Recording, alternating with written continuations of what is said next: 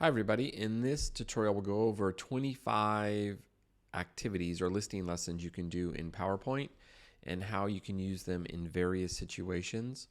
So first, the nice thing about these PowerPoint activities is you can do them in multiple ways, and we have over 25, as you can see down here we have 25 that teachers or students can do. So there's a lot of variety, and a lot of these are activities that you would not see in a traditional textbook. Before we start though, let's just go over a couple cool things about these lessons. One, they could be done by a teacher in class, so they could be done on the class monitor and the students can follow along and the teacher can elicit answers. If you have a smart board, you could even do it interactively by touching the board. For some of them, not all, but for some of them. You could also do this in teams, so students can download the PowerPoints and do the listing activities in teams. And because usually the audio is short little bits, it's okay if they don't have earphones, so they can just play it out of their monitor, and usually it's not a big deal if all the students are playing the audio at the same time. And maybe the coolest is that you can do these online. So if you're an online teacher, if you're teaching on Zoom, for example, you can actually just share your screen and do these listening activities online and then elicit answers from students. Or you could even have the students share their screen and they do the activity and you coach and guide them along. And then finally, you can actually just give this as self-study or homework, so students can do this at home. Just like they would do a worksheet, they could do the PowerPoints on their computer. Okay, so now let's go ahead and look at 25 different activity types. The number one, the most basic one that you can do is just an audiobook. So if you want to model language or you want students to listen and read, then you could just have the audio and the visuals on a PowerPoint. You could actually make PowerPoint in the shape of an A4 paper or 8 by 11 paper that it prints out. So it's really easy if you want to make it multimodal. Now, the first interactive activity we have is a gap fill. So you can have a very simple activity where there's a gap fill. The students would play the audio and then they would fill in the missing word. And they should do this in edit mode. So you can do this as a class and presentation mode, but if the students are doing it themselves, they can actually just play the audio in edit mode and fill in the answers. You can provide an answer key, and of course you can have the answers sheet here to go over the answers. And one thing that's nice about this with PowerPoint is, so if you do the activity in class here, then they can't see the answer sheet, so everything is sequenced. So PowerPoint's really good that way. Also, if you give this as homework, you can just not give them the answer key, or if you want to give them the answer key as self-study, you can. Now the gap fill is really basic, but a better activity is actually Synonym Swap. So Synonym Swap, they would play the audio and then they would hear a different word. So for example, in this one, the audio actually says ferocious and deadly. So the students would listen and then they would maybe just highlight or underline or make bold the words that are different. And one thing that I like about Synonym Swap is they don't know how many words there's going to be that they have to catch. Whereas in the gap fill, they know how many words, but in Synonym Swap, they don't. This is a good way to teach vocabulary too. It's kind of 2 for 1. Next, we have Fluency Filler. Now, this is one of my favorite activities. It's definitely top 5. And the reason why I call it Fluency Filler is because the students will hear additional words, adjuncts or adverbials, that add to the sentences. So first they're going to get a very basic sentence. So they're not going to see the word incredibly, they're not going to see the word at all, and they're not going to see the word ridiculously. But they'll play the audio and then they have to type in the extra words that were added. So this actually expands the text. So the text actually grows and gets bigger. So unlike a gap fill where they know where there's the missing word, here they have to listen for the extra words, and then this actually increases their fluency. Really like this activity. It's so easy to make, and we go over in detail in the tutorials how to make it. Next we have Figure It Out. Figure It Out's a lot of fun. So with this one, what's going to happen is students will play the audio and they'll get a prompt. For example, the prompt here is they have 3 words and it means think of. And so here is an example of a blank sheet that the students would do. and they don't see the text. So the students are not going to see the text. So they're just going to play the audio and hear the sentence, and they have to listen for it and then identify what 3 words mean think of. It's kind of puzzle based, and it's a lot of fun. Might be kind of hard to figure out right now, but we go over it in the tutorials, how it works. The students love this one, by the way. Next we have fit the part, and this just works on word forms.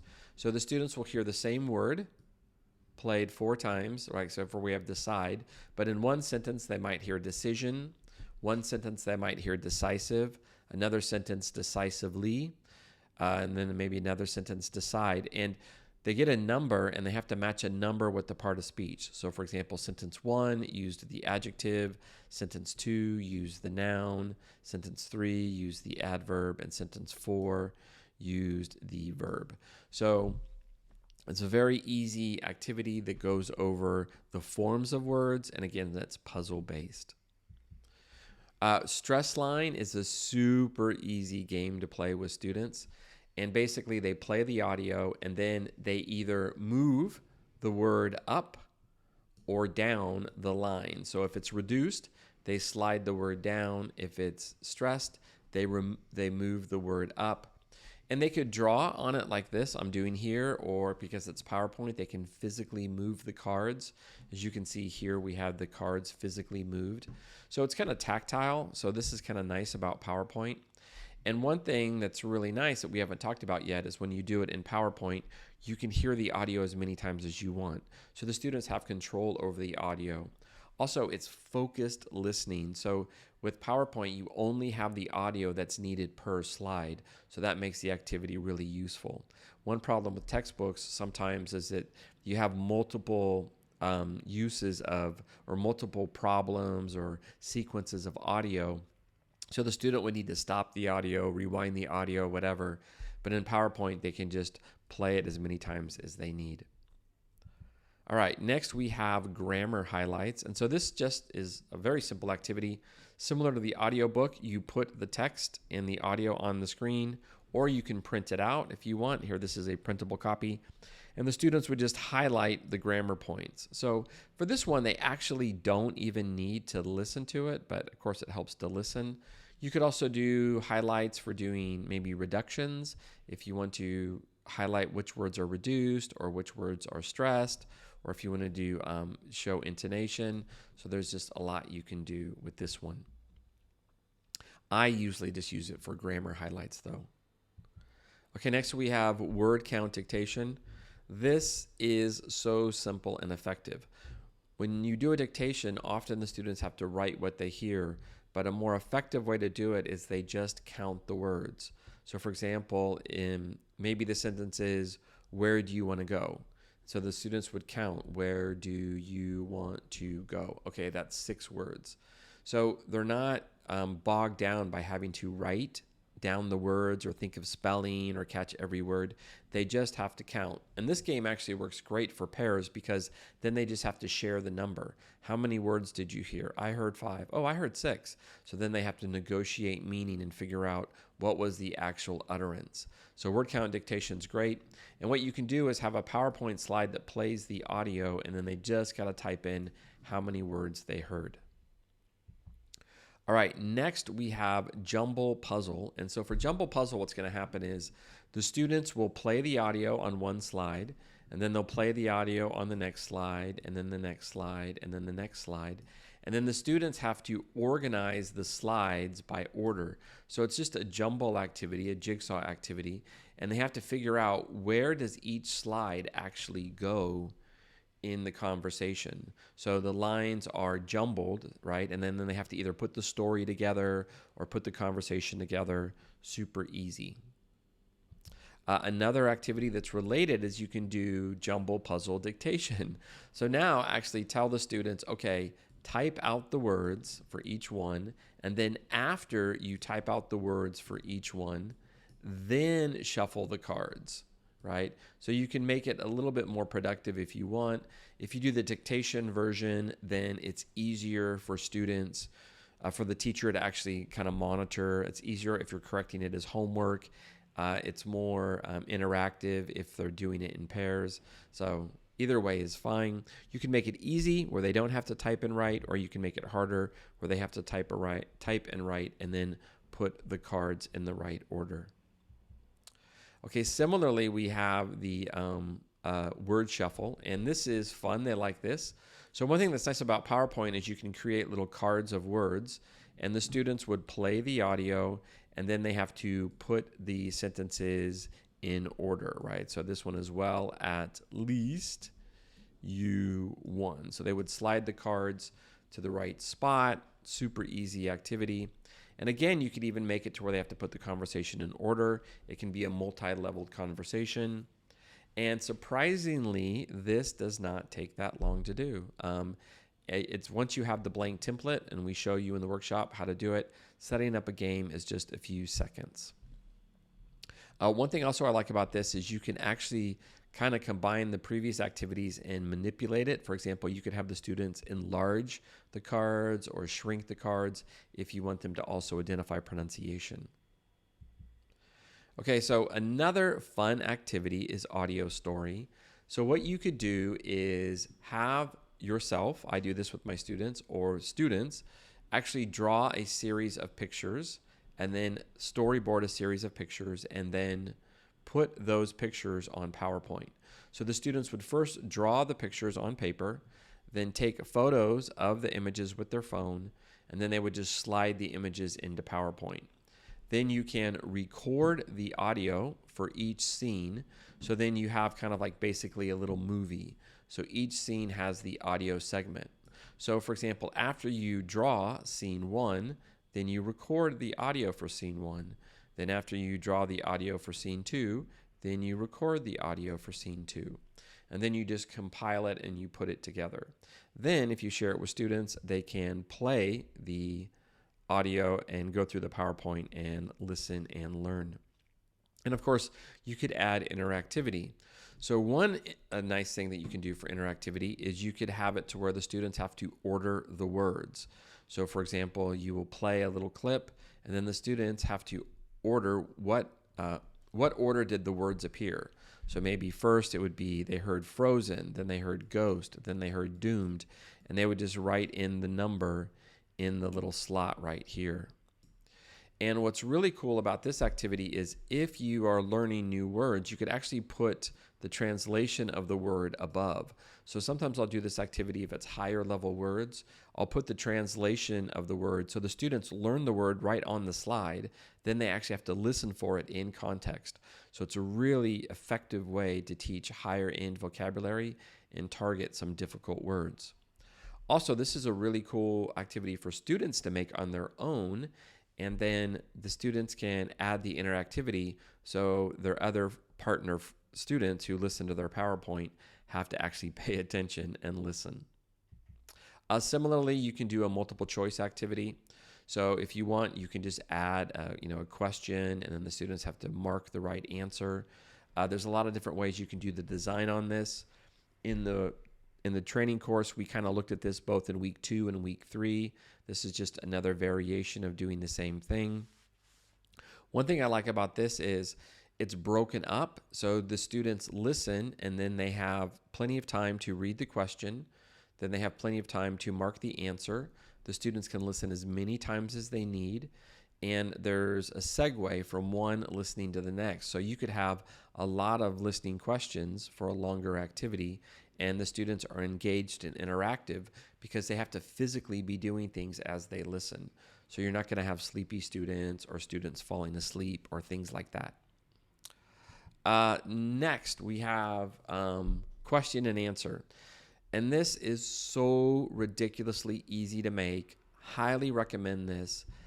You can just take an audio clip. So here's audio for 1, audio for 2, audio for 3, and it combines dictation and also a free answer. So the student would play the audio and then they would write the dictation. What was the actual question? Then they just have to answer on their own. Then they have to give their own response. So students often struggle when they hear a question. Like they don't get enough practice like a question directed at them. So this activity helps students with hearing a question directed at them, and then they have to answer on, give their answer. This also is a very easy thing to give as homework. It doesn't take that long to do. Honestly, you could set up this activity in almost 2 or 3 minutes.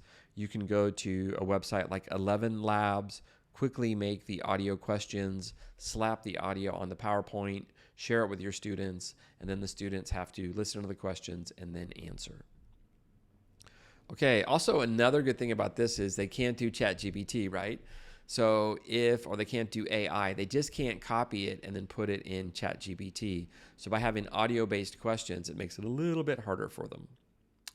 And on one last note, if you want, you actually could have the students respond with their own audio answer. Although usually, technically, it doesn't work out that way. I don't recommend it. I would actually just have them do their text answer. All right, next we have gray area. So gray area is something that is almost never done in any textbook, and it's really unfortunate. With gray area, it's not binary. It's not right or wrong. It's not like one definitive answer. So what you can do is have, for example, people talking about things they like, and they have to slide the X to the area on the scale that best matches their answer. So for example, maybe the first question, the person talks about movies, or the first response, they talk about movies. And they say, oh, I don't like movies at all. They bore me. And then they talk about shopping, and they go, oh, I don't mind shopping. It's kind of fun. I like to go sometimes. So then that would probably be here. And then they talk about basketball. Oh, I'm crazy about basketball. Like, I am so into basketball. I do it. I play it. I watch it. It's my favorite thing in the world. So then they would put that here. And then the students, if you have the students do this activity in class, then they could share why they marked the X where they marked it. Like, what was the language that this person used when they gave their answer? And it's not like one easy text answer that they can mark in a multiple choice. They really have to think about the language that was used to give a more appropriate response. And what's really cool about this is, for a lot of these slides, is that once you make one slide, you can recycle the activity. So here, for example, in this activity, I have one for the dad's opinion, one for the sister's opinion, one for the brother's opinion. And for each one, it's going to be different. The answers are going to be different. So once you have a template, which is one of the things we really try to push with these PowerPoint templates, is that you can recycle the activity a lot, which really makes them a lot of fun and easy to produce and highly effective. Okay, next we have Power Grid. Now, I got to warn you, this Power Grid is the oldest one. It is the most basic one, and we've updated it since, and there's more elaborate ones. But this one is very simple. What we do is we take a longer bit of a text. So here it's 3 minutes, right? And what the student would do is first identify the cards, and then they would mark in the conversation, they would slide where they actually heard this phrase. And what I really like about this activity is it teaches language, right? These are words that are hard to answer in, for example, most listening activities, right? You can't really do it in a gap fill because there's too many words. You can't do it in a multiple choice because it doesn't quite fit that. So you actually can work on pragmatics and how language is used in different situations. And this is such an easy game. You can do it with anything. You can take a YouTube video, audio from Ello, whatever, and you just create the board. You go over the words, and then the students have to mark where did the person actually say that phrase. So this is a lot of fun. You can do it for really long conversations, short conversations, etc. And like I said, we actually have different variations of Power Grid, but this is the first basic one, and it's a lot of fun. Okay, next we have Blank Slate. Blank Slate might be number one. If I had to choose one activity that I think is the most effective, I would say it's probably Blank Slate. And Blank Slate works like this. The students hear a story. So the first thing they have to do is hear the story, and the instructions talk about that. Then they have to go to the additional cards and hear the question. So first they hear the story, then they go to the next card and hear the question. Then, based on that question, they have to try to answer from the story. And they might have to actually go back and listen again. So each time they're kind of going to the next slide, going back and listening again, and they're kind of like piecing it together. It's a lot similar to what's called a dictogloss. A dictogloss is when students hear something and they try to repiece it, put it back together. But what's interesting about this one is it's all audio. There's no text except for the instructions. And the students have to hear the audio, hear the story, then hear the audio questions, then put down the answer to the audio questions. And so Blank Slate is really one of the most pure listening activities out there because there's no visual cues. There's no text that they could read that will help them predict what their answer is. It's blank. There's nothing. Complete white. There's nothing out there. And they have to puzzle it together. But at the end of it, they'll actually have an idea for what the story was. So like I said, pedagogically, I think Blank Slate might be number one. And what's cool about Blank Slate is you can do it for any level. You can do it for high level. You can do it for low level. It doesn't matter. All right, next we have maybe the most entertaining game, one of the most entertaining game, and that's What's the Beep? And this you can use for working on bottom-up listening and context clues. So for this one, what happens is students will hear they'll hear an audio, and one of the words is missing.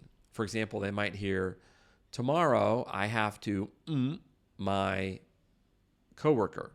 So the answer would be meet. And then they go to number 2 and it says, oh, my sister often me for lunch. And like, oh, that's meets. And then maybe the third one would be, are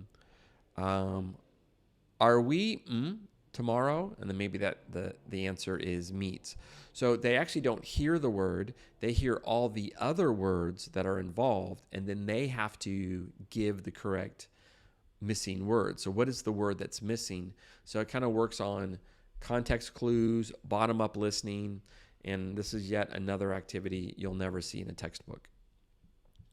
Next, we have One and Only. One and Only has a similar concept. You can use this for a lot of ways. You can use this for collocations, words that are related by situation. So what you do is you have a clue, like you tell the student how many letters it is, and then what is the first letter of the word, and then they have to guess what it is. For example, maybe somebody says,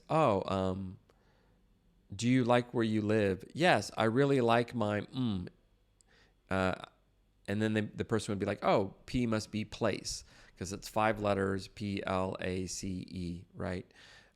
These are also really good for idiomatic expressions. We do a lot of these with idioms. For example, elephant in the room. So you would have like there are 4 letters. There are 4 letters, and the first letter is R. And then the phrase would be something like this. Nobody wants to talk about this issue. It's the elephant in the And then your clues are 4 letters and R. And so then be like, oh, it's room. Or maybe another one is, okay, it's 6 letters and the first letter is T. And it might be, I'm trying to think of the word. I can't remember it. It's right on the tip of my And then the word would be like, oh, it's tongue. So you can use this to actually teach. And one of the things about these activities is we do these activities to learn as you listen. So the student won't know it, but they're going to know it after solving the puzzle because it really takes that extra cognitive effort. All right, next we have meaning match, super easy game, a lot of fun. The students will hear a sentence. So this is the answer key. So normally they won't be able to read the sentence, although you could have it where they read it if you want to make it super easy. And they hear it. For example, someone left their purse on the table, and the students have to move the arrow to the correct meaning. So for example, maybe the next sentence is, you need to get in the left lane. Okay, so that's this one, opposite of right. Oh no, the train just left. So that would be this one, right? So leave in the past tense for go. So this activity is a lot of fun where you take one word that has multiple meanings, you give a sentence, and then the students have to move the arrow to the right spot. And this is also a really easy game if you want to create a paper version. Finally, we're getting near the end here. We have just a worksheet, a listen and repeat. So another simple activity could be just to model words, and you can make it to where it's what I call answer key audio. So for example, you could have it where people have to identify the words, move the words, and match them with the picture. Then they can play the audio and hear it and check their answer. Or you could just have them, you can just model pronunciation. You can just say words clearly and the students will listen and repeat. So there's a lot you can do with this one. We talk about this in actually week 1, where you can now recycle this. You can use this activity first to teach the words, then to do a very simple interactive activity with the words, and then even extrapolate from that and do multiple listenings or whatever. But at the most basic level, you can just do listen and repeat. All right, next we have Wacamo. Wacamo is very similar. It's kind of an extrapolation of listen and repeat.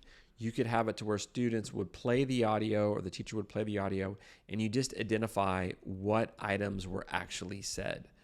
And you can create multiple cards, and each card recycles the words and uses a different combination of the words, right? So you could have multiple listenings. It's very easy to set up.